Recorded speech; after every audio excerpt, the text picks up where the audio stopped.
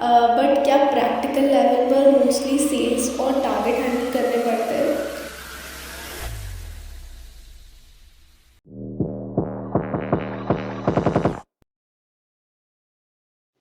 Sir, generally लोग suggest करते हैं कि बीबीए बीकॉम के बाद banking is a good start, specially if someone has good communication skill.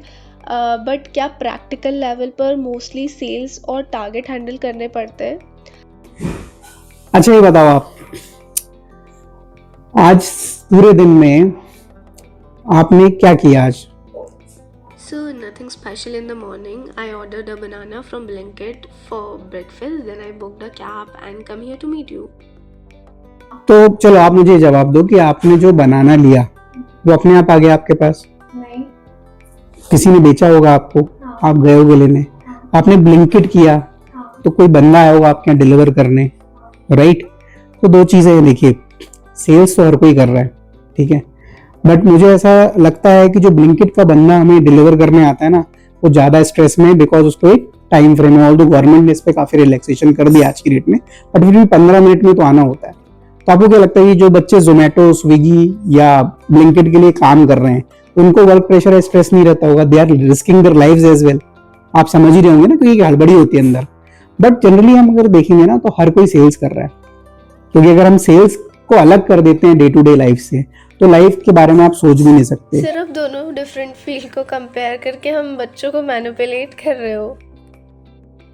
नहीं, मैं मैनिपुलेट नहीं कर रहा हूँ। देखो, मैं आपको ये रिलेट कर रहा हूँ कि सेल्स को अगर आप डेली लाइफ से हटा दोगे ना, तो लाइफ बचेगी नहीं ना, क्योंकि कोई बेचेगा तभी कोई खरीदेगा। क्लियर है? क्योंकि करंट सिनेरियो में क्या हो रहा है, अगर मैं बैंक से रिलेट करूं, चलो बैंक के टॉपिक पे आ जाता हूं मैं आपको। करंट सिनेरियो में क्या हो रहा है कि आज की डेट में हम एक अजीब तरीके की फोबिया से जूझ रहे हैं, जो क्या कहता है, FOMO and YOLO, fear of missing out and you only live once. ठीक है, तो इन दोनों चीजों में क्या होता है कि दो चीजें बढ़ रही हैं। पहला, कंज्यूमरिज्म, मतलब आज की डेट में अगर आप देखेंगे, तो अगर आप बैंक में हैं या बैंकिंग में जैसे मैं हूं, तो हम आईफोन भी फाइनेंस करते हैं, हम कार भी फाइनेंस करते हैं, हम बड़े बड़े इंडस्ट्रीज को भी फाइनेंस करते हैं, हर चीज़ को फाइनेंस करते हैं। बट जितना कंज्यूमर ड्यूरेबल का मार्केट आज की डेट में है ना, इससे समझ में आता है कि आज की जनरेशन जो है वो आज की डेट में जीना चाहती है। तो फर्स्ट थिंग, या तो हम कंज्यूम करेंगे, ठीक है, कंज्यूम करेंगे तो हम या तो लोन लेंगे या अपनी चीज़ों को इस तरीके से ऑर्गेनाइज करेंगे कि हम, जैसे मैं कार चला रहा हूँ तो मैं अपनी मनपसंद कार चला सकता हूँ, ठीक है, वो बैंक के सपोर्ट से ही कर सकता हूँ। अगर मैं इतने अच्छे घर में रह रहा हूँ तो कहीं ना कहीं बैंक के सपोर्ट से ही कर रहा हूँ मैं। बट सेकेंड पार्ट ये है कि हम दूसरी चीज़ तरफ, इन्वेस्टमेंट की तरफ भी काफ़ी जा रहे हैं। तो आज की डेट में जो जनरेशनल है, या जो भी आपकी जनरेशन है, या इवन जो मिलेनियल्स भी हैं, वो इस चीज़ पे ज़्यादा फोकस कर रहे हैं कि या तो वो कंज्यूम कर रहे हैं या वो इन्वेस्ट कर रहे हैं। ठीक है ना?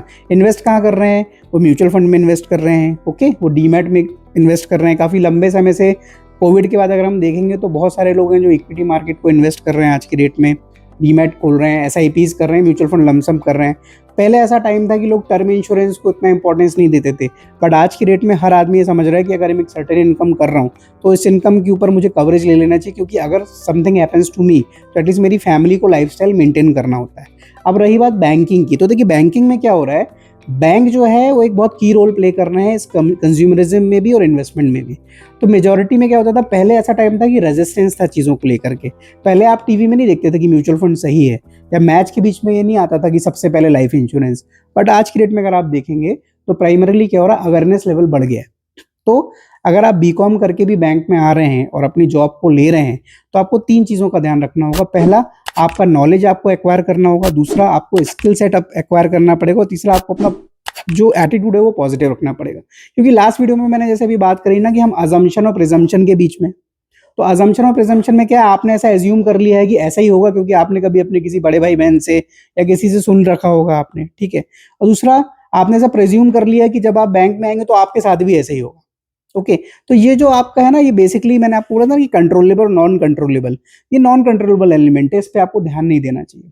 Sir, the last question from my side, कि आपको क्या लगता है कि बैंकिंग हमारी फ्यूचर ग्रोथ के लिए एक सही ऑप्शन होगा? बिल्कुल है, क्योंकि जैसे आपको अभी मैं एग्जांपल दे रहा था, आपने बोला मैं उबर यूज करती हूँ, ब्लिंकिट। क्या होता है जब ये बच्चे जाते हैं, तो आपने कई बार इंसिडेंट सुने होंगे कि वो कहीं डिलीवर करने गया, कहीं बहुत सुनसान एरिया में गया, वहाँ कुछ उसके साथ हो गया, या उसने किसी ने सामान ले लिया, कैश नहीं दिया, ठीक है ना। और ये सब रिस्क प्रोन चीज़ें, मतलब दैट्स कि इन प्रोफेशंस में आदमी रिस्क ले रहा है पैसे कमाने के लिए, ठीक है। जैसे कि मैंने अभी आपको बोला था ना कि प्लान सी होना चाहिए, तो मेरे ख्याल से ऐसा प्लान सी नहीं होना चाहिए जहाँ पे आपकी कुछ विशेष मजबूरी हो। बेटर है कि आपका प्लान सी अगर बैंकिंग के साथ में है और जिस बैंकिंग जॉब में आप आना चाहते हैं, तो यहाँ पे आप ये कर सकते हैं कि आप पर्टिकुलरली अगर देखेंगे तो बैंक एक कंट्रोल इन्वायरमेंट पे काम करता है। दूसरा, आज की डेट में बैंक जो है एक अफ्लुएंट क्लास में ही डील कर रहे हैं। दैट मीन्स हम आपको ये नहीं कह रहे हैं कि आप बहुत बेसिक चीज़ों पे काम करें। दो तरीके से आजकल काम हो रहा है। आज की डेट में बैंक डेटा पे काफ़ी काम कर रहे हैं, तो हमारे पास ऑलरेडी अपने खुद के कस्टमर का डेटा होता है, ठीक है। और सीधी सी बात है, देखिए एक बहुत अच्छी बात यह है कि मैं किसी नए कस्टमर को एक्वायर करने में जो एफर्ट और खर्चा लगाऊंगा, उससे कम एफर्ट में मैं अपने करंट जो कस्टमर मेरे पास है, मैं उसको अपने से अच्छे रिलेशन लेकर के उसको अपने मल्टीपल प्रोडक्ट देके एंगेज कर सकता हूँ। तो आज की डेट में बैंक जो है किसी भी स्टाफ से ये नहीं कह रहे कि आप मार्केट में जाइए, डोर टू डोर जाइए, कोल्ड कॉल चाहिए। वो ये कह रहे हैं कि आप जो एग्जिस्टिंग कस्टमर बैंक का है, आप उसको अच्छे से केटर करिए, उसको अच्छे से सर्व करिए।